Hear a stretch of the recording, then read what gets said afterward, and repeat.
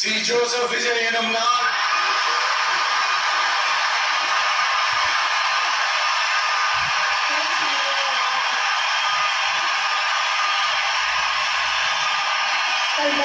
சட்டப்படி அமைக்கப்பெற்ற இந்திய அரசியல் அமைப்பின்பால் உண்மையான நம்பிக்கையும் மாறா பற்றும் கொண்டிருப்பேன் என்றும் இந்திய நாட்டின் ஒப்பில்லாத